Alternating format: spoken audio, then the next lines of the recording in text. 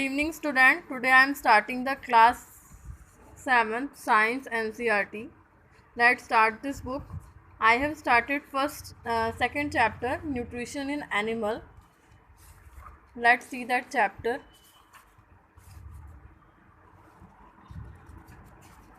Nutrition in animal. In first topic I have show you that overview of human digestion system. Let's start one by one portions of these. Today is the buccal cavity. First is the buccal cavity. And buccal cavity, let's start the buccal cavity. Food is taken into the body part. Food is taken into the body through the mouth. The process taking food, जो हम खाना लेते हैं अपने मुंह से, और इस मुंह से खाने को लेने को हम क्या बोलते हैं? In the body is called ingestion. इसे क्या बोलते हैं हम लोग? Ingestion. We chew the food with the teeth and beaks. और हम लोग क्या करते हैं? अपने दांतों से और चबाते हैं खाने को. सबसे ज़्यादा बक्कल कैविटी में क्या इंपॉर्टेंट रखता है? टीथ.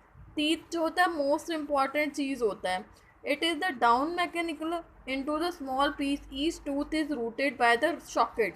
जितने भी टूथ होते हैं क्या होते हैं? सॉकेट से जमे हुए होते हैं. ठीक है. एंड इन द गम्स, और गम्स में जकड़े हुए होते हैं. Our teeth is appearance to be perform different functions according to their different name. उनके अलग अलग नामों से और अलग अलग उससे क्या कहते हैं, दांत का वो दिया हुआ होता है. आज मैं आप लोग को सिर्फ टीथ के बारे में ही मोस्ट इम्पॉर्टेंट बताऊंगी और कुछ भी नहीं बताऊंगी. ठीक है. देखिए, do you remember about falling your teeth and our some year ago this first set of the teeth grown during the infancy, the fall of the age between the 6 to 8. आप लोग को सबको याद होगा 6 से 8 साल के बीच में हमारे जितने भी दांत होते थे वो क्या होते थे? मिल्क टीथ होते थे. उसको हम क्या बोलते थे? Milk teeth. और जब वो क्या हो जाते थे? गिर जाते थे. They fall off the age between the 6 to 8. क्या होते थे? वो गिर जाते थे 6 से 8 साल के बीच में. उन्हें हम क्या बोलते थे? मिल्क के दांत. ये सभी को पता होगा, बचपन में सभी के दूध के दांत होते हैं. दूध के दांत होते हैं वो क्या होते हैं? 6 से 8 साल में गिर जाते हैं. फिर second set of the teeth जो आता है वो कभी भी टूटता नहीं है. वो हमारे क्या कहते हैं, बुढ़ापे तक वही दांत चलते हैं. और वो टूट गया, वो ख़राब हो गया तो हम नकली दांत लगवा सकते हैं जो डेंटिस्ट लगाते हैं. तो फिर the second set of the replace them are the permanent teeth, जिन्हें हम क्या बोलते हैं? परमानेंट टीथ बोलते हैं. ठीक है. They have the through out the life fall off the, वो हमारे पूरे ज़िंदगी भर चलते हैं और बुढ़ापे में जाके रहते हैं. During the old age due to the some dental disease.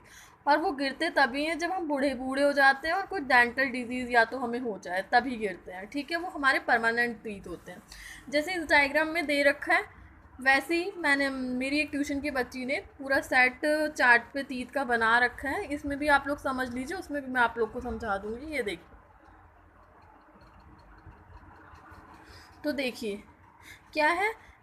Molar teeth are the, देखिए जो लास्ट वाले टीथ होते हैं हमारे, सबसे लास्ट वाले टीथ होते हैं वो 2 3 का सेट जो होता है, जिसे हम बड़े बड़े चौड़े से टीथ होते हैं जो हम मोस्टली तोड़ने के काम करते हैं, उन्हें हम क्या बोलते हैं? मोलर्स. इस डायग्राम में भी देख लीजिए, ये देखिए मोलर कुछ ऐसा होता है और 3 सेट का डायग्राम आप बनाएंगे तो क्या हो जाएगा? मोलर बन जाएगा. ठीक है. और उसके बाद क्या हो जाएगा?